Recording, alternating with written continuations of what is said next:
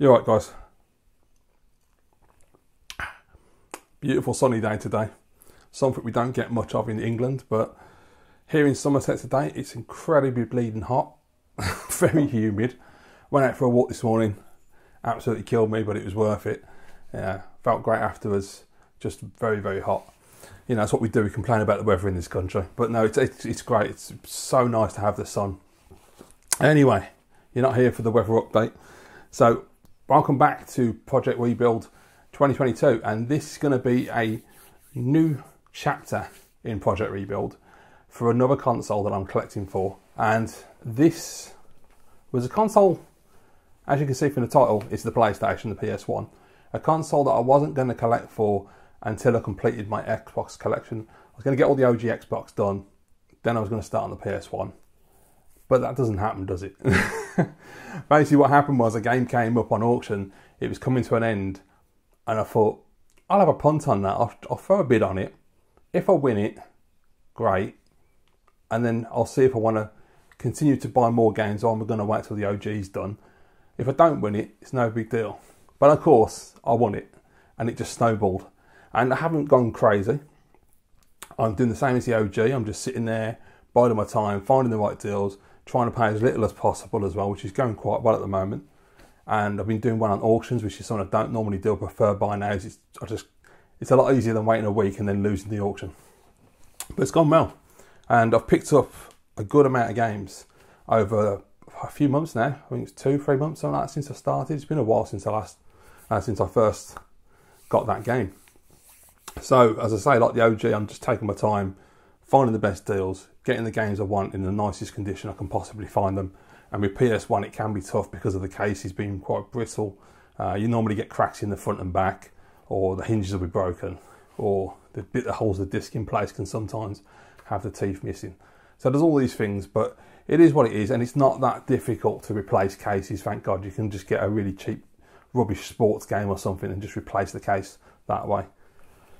So, yes, so of course, if you've never seen me before, and it's the first time you've seen my channel or watched one of my videos, please click on my channel, have a look at the other videos. There's a ton of history there. I've been on YouTube since 2009. There's a lot to talk about. Project Rebuild. If you want to know why I've decided to rebuild my collection in 2022, there's a video on my channel called Mistakes I've Made a Few. It was only posted about 2 months ago, so it's easy to find. In fact, I'll put a link in the description of this video. You can just click on it and get straight to it. And that will explain why I sold my collection last year and why in 2022 I'm now rebuilding and starting afresh. So I've got 11 games for you today. As I say, I've been collecting for a couple of months. I haven't rushed this at all. And I've picked up some of my absolute favourite games so far. And it's been great because I've got the PS3 Slim, so I can play the games on there. And that's something I want to talk about as well. But before we begin, guys, just quickly, if you do enjoy this video, please give it a thumbs up. Really helps the video get promoted by YouTube and gets more eyes on the video. And if you want to see more content from me, just click subscribe and ring the notification bell. Right, okay, so where do we start? Right. So I think we'll just start right at the beginning. So the game I purchased, the first game I purchased, we'll get to that in a bit. But I'm just going to start with one of my favourite games. It's not by any means an amazing PlayStation game. It's something that I love and I've got a lot of nostalgia for. That is 007's Tomorrow Never Dies. It's a third-person action Bond game. I'm really big into the Bond games. I absolutely love them. I've been playing Bond games since the Commodore 64 with License to Kill, which was an absolutely brilliant game. And I just love playing them. I never get bored of playing Bond games, even like the ones that are not so great. This one is, I think, considered to be a bit rough. I quite like it. I played through it during the pandemic, I think it was. And I managed to finish it. I had a lot of fun with it. The only downside was the one mission. I think it's Mei Ling. I'm not entirely certain, but I think that's the name of the character played by Michelle Yeoh in the film. And you play as her for one level, and you have to run around and do a few different missions, objectives. And at the end of the level, you go through a couple of doors, and there's a big helicopter, and you've got to get a rocket launcher and blow the helicopter up. And it drove me crazy trying to do it. You've got to be so quick. You've got to literally, as you walk through the door, just turn around and blow the helicopter up. And it's not as easy as it sounds. And you know, you're talking PlayStation 1 era, so it really isn't that easy. But besides that, I really enjoyed the game. The boss at the end, Carver, that was easy to do. bit, I think from what I can remember, he was very bullet spongy. He just seemed to take forever to die. And yeah, it was, and I remember that was the other thing. At the end of the game, if you play through it, you have to, I think you've got to, if I remember correctly, you've got to run through the boat and get to a ladder to it, is what I thought you had to do. But you don't. If I remember correctly, you kill Carver, you run outside and there's a machine that you have to press some buttons on, and that's how you end the level. And I didn't know that when I first played it, and I got killed. I didn't know what I was doing wrong. I think that's right. Or it's the other way around. I know I did the wrong thing. But I've always liked this game. I love, the one thing about Tomorrow Never Dies for me is the sound design. I absolutely love the machine gun sound effects. I don't know what it is that makes it so different, but it's the one sound effect that's always stood out for me when I play that game. And on top of that, the graphics as well. It's a really colourful, bright game. The controls, okay, they're not the greatest. You can adjust to them pretty quickly, I found. You know, it's a bit wonky. I mean, it's, you know, when you're using the analog stick and he's running and he's sort of wobbling left and right, and when you move the camera around, it's pretty rapid. It's not very well done. It sort of sways around a lot. But I really enjoyed the game. I think it's great. I've had a lot of fun playing it, and you know, when I finished it for the first time, it was really satisfying. So it's one I have to have in the collection. Next up, to follow that up, we have 007: The World Is Not Enough, my favourite Pierce Brosnan film. And this game is fantastic. This is a first-person shooter, so we're going down the GoldenEye route with this one. Now, there's two versions. There's a PlayStation version and the N64 version. The N64 version, I would probably say is better. I actually really like, I've never managed to finish that. It's something I want to do in the future. I got stuck on the level where you have to stealth around a compound. I couldn't do it. But the PS1 version is really good. And again, I played this through the pandemic. When I first played World Is Not Enough, before that, years ago, I couldn't get off the first level. I couldn't figure out what to do. It was only when I actually watched the film, and then I realised you're supposed to use the suitcase to smash the window and get out of the level. And that's what you do in the game. And I was like, God, is that it? So that really frustrated me. Once I worked that out, it was great. And I managed to get through the game, no problem at all. Had a lot of fun with it. There's a bit with Robbie Coltrane's character, whose name I'm forgetting, but you have to go and see him and you have to play a game of poker. And it's all right putting that in video games. I have no idea how to play poker, so I'm just jabbing buttons and hoping for the best result to try and get through that section. There was a moment on the train as well, which always makes me laugh. In fact, I had Twitter at the time, so I was tweeting about this. But you get on a train, you go through a train station, you go through some carriages, you shoot a load of bad guys, and then you come across who in the film is a character played by Goldie. And when you actually see him in the game, he looks like Michael B. Jordan. It was really weird. I was like, I don't remember him being in the film. It's really strange. And that's where I got stuck on that game as well, because there's a door that he basically runs off up some stairway and he legs it out the door and you can't follow him. And there's a timer because there's a bomb going to go off. You've got to go through a door that is right in front of you. And I had no idea how to get through this door. I couldn't figure out what to do. And it turned out all you got to do when I watched the YouTube video was you hit start, go into the menu, and you can attach different gadgets. And I can't remember the gadget you have to use now, but you get one of the gadgets and you can blow the door open. You run in there, shoot the guys, do what you got to do with disarming the bomb, and off you go and finish it. So that's kind of annoying because I was standing there for ages going, I don't know why I keep dying, what am I doing wrong? So thank God for YouTube playthroughs. But World Is Not Enough, my favourite Bond film with Pierce Brosnan. Really, really fun game. Definitely recommend playing it. You know, absolutely. Even if you just want to play a good first-person shooter, it plays really nicely on the PlayStation, and it's got good controls, lots of good weapons, good level design, good variety. Graphics are fantastic. The sound design's fantastic. It's a solid game. Next one is, I've just realised I'm in the wrong order. Okay, I got Medal of Honor. So yeah, an absolute classic game from DreamWorks. Brilliant first-person shooter. The game that kicked it all off with me and first-person shooters in World War II. Although I suppose technically Wolfenstein was the first one, really, wasn't it? I suppose. But yeah, this was the one that really got me sucked into World War II first-person shooters. Back in '99, I remember getting a pirate copy of Medal of Honor, having no clue what the hell the game was. I hadn't seen anything about it. I just saw it on the list and I went, I'll buy that. And it turned out to be really good. And I still think to this day, it holds up. Again, in the pandemic, because I had a lot of time on my hands, I played through that. Absolutely loved it. I got really into it. And it was just so nostalgic. And even at the end, when you fire the V2 rocket, I think it is at the end, when it goes up and comes down and explodes and kills the bloke that's running around.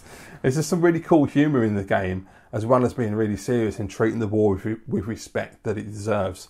And there's some great level design. I've said before, the thing for me, Medal of Honor, is the sound. hearing the dogs barking, the Alsatians, hearing the Germans talking. It's all the little atmospherics that they put into the game that really sell it for me. And I love when you shoot them and they hop around and they'll fall over and the machine guns go. It's so cool. It's just, yeah, great game. And it's still one of the best Medal of Honors for me. Next one I got, Medal of Honor Underground. So this I played through properly for the first time during the pandemic. I've tried to play it before, years ago, and I got stuck really early on and I couldn't figure out what I was doing wrong. I played it in the pandemic and worked it out straight away. It was weird. I managed to get straight through it. And I found that, for me, Medal of Honor Underground is even better than the first game. I really like the story and the character of Manon. I love the level design. The graphics have got a nice upgrade, a lot more colour, and it looks really good actually. The controls are really good as well. You can switch the controls. I was playing it the other day on the PS3 Slim, and you can have like a sort of modern 2-stick control, which feels a bit weird. You know, when you're playing on an original PlayStation, it seems a bit odd to be doing that. But it does work. It feels nice and it's good. And yeah, it's great. I mean, as I say, I'm playing on the PS3 Slim because I don't have a PlayStation at the moment. The problem with that is, though, it doesn't really do a good job, I found. I found that some games, a game I'll come to in a bit, which is the first game I purchased for the PlayStation, that worked perfect. There was no problems with that. Medal of Honor Underground, I put that in, and it just kept losing the music out of the level. I don't know what was going on. And I kept resetting it, and the more I reset the game, the less chance it was going to work, and I ended up with no music at all. It was really bizarre, so I don't know what's causing that. And a game arrived today and it's doing exactly the same thing, so I don't know if it's a PlayStation 3 thing, or if it's the particular model of Slim that I've got. I don't know. I've got the 120 gig model. I don't know if that makes any difference. So it's a bit of a shame. So I'm really looking forward to the day when I can get a good deal on a box PS1 and put it on my beautiful Sony Vega over there, because that'll be great. It'll look a lot nicer. But yeah, Underground's great. The only thing I remember I didn't like about Underground, you get to the end, story's brilliant, really had a great time. All the stuff where you're running around the ruins and you're talking to the Nazis and taking their photos and their pose and stuff, really funny. But right at the end, they threw in, for some reason, they bring back Jimmy from the first game, and you have to do these couple of missions, and it was just, I found it frustrating to do. I couldn't get through it for a start. I got annoyed because I kept dying, and I just couldn't see the point of why they did that. They bring Jimmy Patterson back for what reason, when the whole story was about Manon and the French resistance? I didn't see the logic of that. I don't know. I'd like to know why they decided to do that. They should have just left it out and just left Underground as it was, because it's a great game. And you know, I'd absolutely love those two games to be remastered. They would be fantastic. I recently played Medal of Honor Frontline, the remaster that they did that came with Medal of Honor Tier 1. And I played that on PS3, and yeah, man, that looks great. It looks really nice. So it'd be nice to get the first two done. It's probably never going to happen because Medal of Honor's on the shelf, so, you know. Next one. This is a game that I loved on the Amiga, and when I found out it was on PlayStation, I was like, I've got to get that and see how it plays.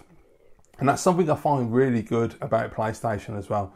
It's at that real sweet spot with the 32-bit generation, because you've got all the new stuff that's come in, the new 2D and 3D games for PlayStation, 32-bit era. But then it also has a lot of throwback 8-bit and 16-bit. It has games that have been ported, games that have been updated. It has collections like Capcom Generations. It has the Super Pan collection. It has R-Types where you get R-Type 1 and 2. You've got Raiden on there.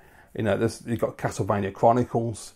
There's some really, really cool stuff on the PlayStation, which I think if you don't want to get into 8 and 16-bit, because to be quite honest, if you're talking consoles, that stuff's getting really expensive nowadays. And this is a great alternative, I think, to be able to experience some of the classics as well as play all the great PlayStation games that came out. So I think the PS1 is a very good choice for collecting right now. And the games are cheap still. There are a couple that are a little bit expensive. I certainly wouldn't say they were like Super Nintendo expensive, but it's definitely a good time to be getting into this system. And you know, for years now on YouTube, I've heard people say PlayStation's the next one. That's the big one that's going to rise in price. Hasn't happened yet. And I hope it doesn't, because I really want to get all my games before that does happen. Anyway, the game I got is IK Plus, International Karate Plus. So, as I say, this was a great game on the Amiga. I played it a lot as a child. Not so good on the PlayStation, I'll be honest. I only played it on the PS3, so I need to play it on an actual PS1. I just felt it didn't work. It felt like to me that they literally just ported it over and didn't really think about the controls. And I just kept, when I was playing it, I thought, I need a joystick. It just doesn't feel natural using a D-pad. It feels really weird. But I'm glad I've got it, just because I've got it now, and it's, you know, I've got IK Plus to play whenever I want to, but yeah, trying to pull off some of the high kicks and the split kick and that, it just doesn't feel natural at all. I definitely feel like I need a cruiser, you know, and play it properly. Right, okay, next two. So the first one is the first game I actually picked up for the PlayStation in one of these beautiful dual cases, which I love, and that is Doom. So yeah, I mean, an absolute classic, not much to say, everyone loves this game, don't they? Phenomenal first-person shooter in the lovely dual cases. You know, I think we did really well. I mean, the black spines, you could argue a bit boring, but to be honest, if I watch YouTube videos and people have a large PlayStation collection, they're all lined up, I think they look quite nice on the shelf. And obviously the Americans just got CD cases, which makes it a lot easier to replace them if they're broken, whereas we got specific PlayStation cases. I mean, our PlayStation cases have the actual PlayStation logo embossed, so you can't really get around it. And even on the bottom as well, it's got PlayStation embossed there as well. So the only way you can replace the cases is by buying cheaper games and swapping the cases over. Anyway, Doom, great. As I say, I played that on PS3, flawless, no problem. Didn't have the music issue, plays great. It's still fantastic. Again, I played that in the pandemic. I've never completed the PlayStation version, but got really, really far into it during the pandemic when I had a PS1. And I absolutely loved it. I think it plays great. I was talking to Alex Blue Tonic the other day, actually. He messaged me, and he was saying he literally just played it recently, and he was surprised how well it held up, and he really enjoyed it, and the atmosphere, and how it actually scared him in parts. It made him jump. And it does. It's still got that atmosphere. It's still got that, you know, that forebodingness. I mean, the sound effects with some of the animals, the creatures, is just incredible. And yeah, I've always liked the PlayStation version. I like the menu when it starts up and the music and the way it crashes down. And yeah, I think the soundtrack works really well on the PlayStation version. I still prefer the original PC. You know, that soundtrack was just absolutely outstanding. But I think the PlayStation is a fantastic version of Doom. I played it on 32X, that was shite. Draggy was brilliant, but unfortunately it hasn't got the music, which is a real shame because that version's so nice. I've never played the Saturn version, and I haven't played the 3DO version, which apparently is on 3DO, isn't it? Or is that Wolfenstein? I know Wolfenstein's on 3DO. I might have got that wrong. But I know the Saturn one, I can't remember if it was supposed to be bad or not. I don't think it's as good as PlayStation. I can't remember. It probably isn't because PlayStation does 3D better than Saturn, and Saturn does 2D better than PlayStation. Next game is Final Doom. So I bought this back in 1997 when I picked up my PlayStation. I've still got a diary entry for that, which was really cool. And I've got a video on my channel where I actually talk about that when I eventually found out when I picked up a PlayStation because I couldn't remember. Yeah, it's more the same, just great Doom. The only thing I've ever found with this game is that there seems to be some faulty copies, or I don't know if it's the game or it's certain consoles.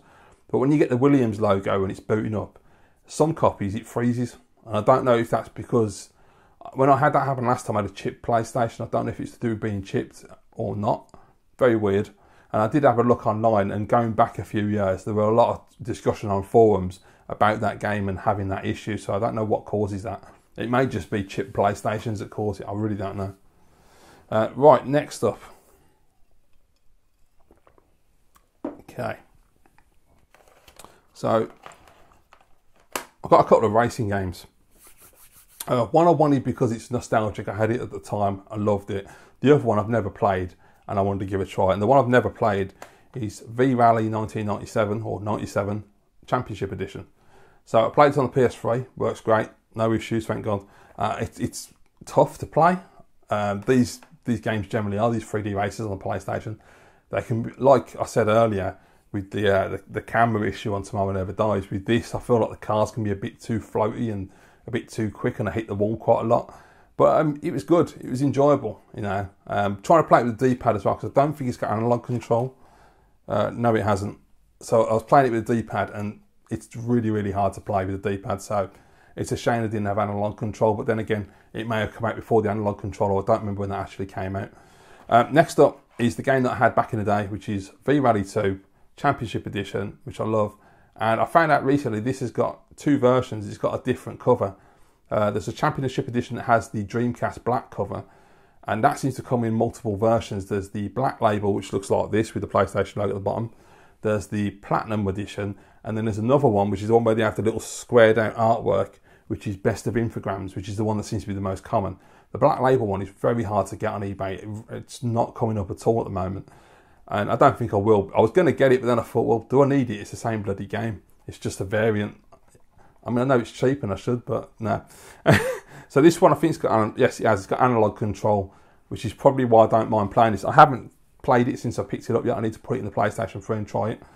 But I've always enjoyed that game. I played it a lot back in the day when I had the PlayStation. You know, back then it was all about piracy, so you just get a list and you just pick off games by name. You had no idea what the hell they were. And it was just like, yeah, get me those 5 games and I'll see if they're any good. And that was one of the games that I picked up and I had a lot of fun with. So it's always been a game that when I've tried to collect PlayStation in the past, I've always picked that game up. And that's the thing with PS1. I've always tried to collect for this console and I've always failed because other consoles have taken over. And, you know, I've always collected for a lot of different systems. So I really want to get a nice big PlayStation collection. And as I say, with the price of 8-bit and 16-bit, especially 16-bit Super Nintendo right now, being able to play some of those games from that generation, not so many of them obviously, but just having a taste of that generation and the 8-bit as well, you know, it makes the PlayStation a lot more palatable and a lot more affordable as well. Next one is the game that came today, the last game I've picked up, which is Die Hard Trilogy. And when I say the last game, I mean the last game I ordered, not the last one I'm going to show you. Yeah, this is one of my absolute favourites, in really nice condition. All these games are in great shape, by the way. I got very lucky. None of them have got cracks in the cases or broken hinges or any of that. Die Hard Trilogy, I've played it to death over the decades. I mean, I just don't stop playing it. I was playing it this afternoon, it's that good. And it's a game that, for me, Die Hard, the first one, the third-person game, very cool. Never managed to finish it. It's really hard. Die Hard 3 in the taxi, I'm not a big fan of. But Die Hard 2, Die Harder, love it. I play that light gun part all the time. It's my go-to. And, you know, if I've got like an hour to kill or something, put that on and just blast away, and it's great fun. And I've beaten it a few times now, and I'm getting pretty good at doing it all the time now. I'm pretty locked down. The only difficult part for me is still the church when you're in the snow and you're on the jet ski. Then it can get quite tough. You have to be really on the ball. And bear in mind, I'm playing it with a D-pad. I don't use the light gun. I did use a light gun back in 2020 and tried it. And because I think I'm so used to using D-pad, the light gun felt shite. It felt really, just didn't feel natural, even though it is supposed to be played that way.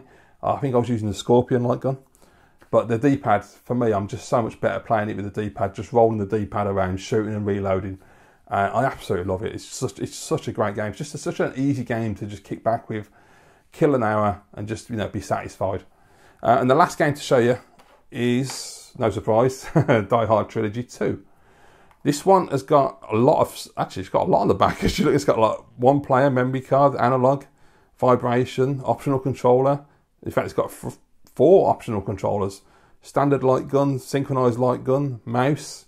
I'd be interested to try the mouse. I've never used a PlayStation mouse. That'd be cool. Because I played this both with light gun and D-pad. Analog stick, sorry, not D-pad. I use analog on this one. Light gun was okay. I didn't really particularly think it worked that well. It was all right. The analog is very hard, but it forces you to get used to it and to practice. And the more I practiced, the better I got and the further I got. But it's very, very hard to play with the analog stick, I ain't gonna lie.